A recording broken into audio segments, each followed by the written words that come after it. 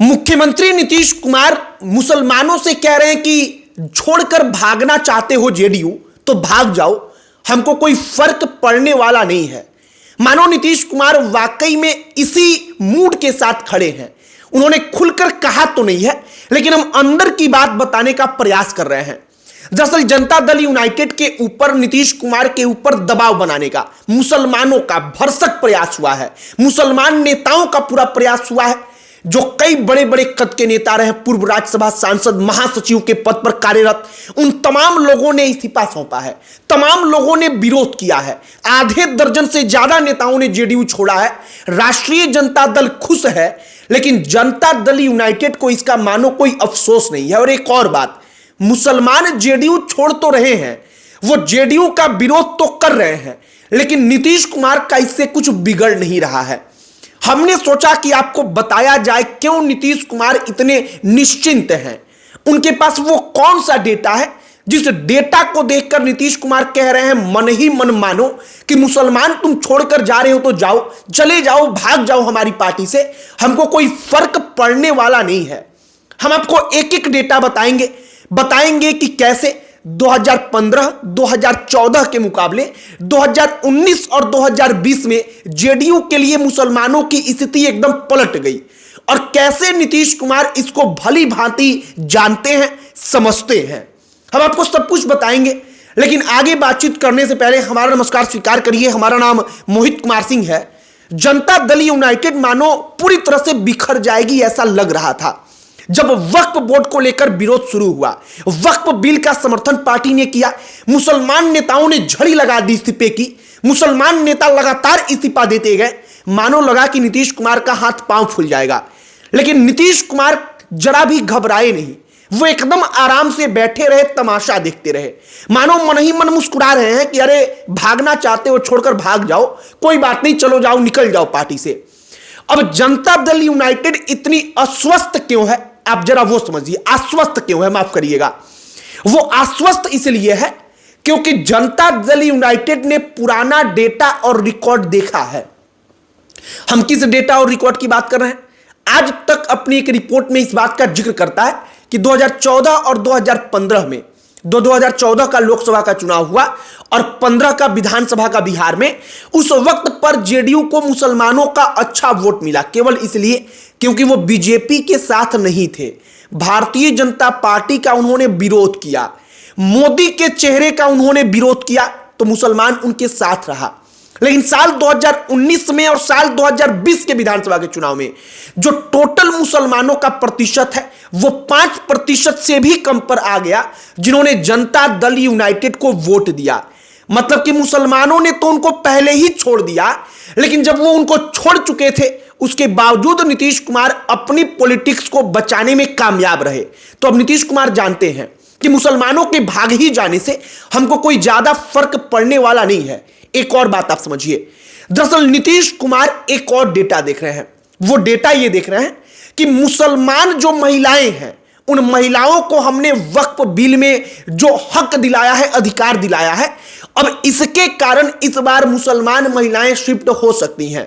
एक और बात, बिहार में टोटल मुसलमानों का जो जनसंख्या है उसमें सबसे ज्यादा 50-60% से अधिक पसमंदा मुसलमान हैं। वो मुसलमान जिन मुसलमानों को वक्फ बोर्ड में जगह नहीं मिलती थी, वो मुसलमान जो मुसलमान बाकी के जो मुसलमान हैं उनसे अलग थलग रहते थे, और अब जनता दल यूनाइटेड को लगता है कि पसमानदा मुसलमान जो है वो भी हमको वोट दे सकता है, और इसीलिए जनता दल यूनाइटेड एकदम आश्वस्त है।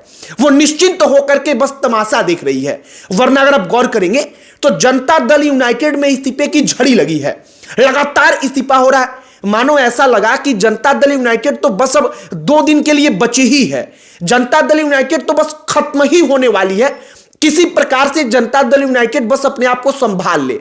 लेकिन जनता दल यूनाइटेड और नीतीश कुमार ने निश्चिंत रह करके एकदम जब अपना उस प्रकार का मूड दिखाया, तो ये लगने लगा कि जनता दल यूनाइटेड पहले से तैयार है।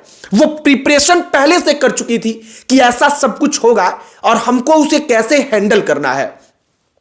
एक डेटा आपको हम और बताते हैं जो आपके कान को खोलकर रख देगा। साल 2020 का विधानसभा का चुनाव होता है। चुनाव के बाद परिणाम आता है। जो एनडीए है, बीजेपी और जेडीयू, इस गठबंधन ने अपना सरकार बनाया, लेकिन पहली बार पिछले कुछ दशक में ऐसा हुआ कि जो मुसलमान था वो बिहार की सरकार में एक भी नहीं था। 0 एमएलए जेडीयू का, 0 एमएलए, 0 विधायक मुसलमान। जो बीजेपी थी उसने तो टिकट ही नहीं दिया, तो मुसलमान जीतकर विधायक बनेगा उसकी पार्टी से, यह सोचना ही बेईमानी। इसके अलावा मुकेश सहनी की पार्टी जो उस वक्त पर एनडीए में थी, अगर आपको याद होगा, उसके भी 0 मुसलमान विधायक।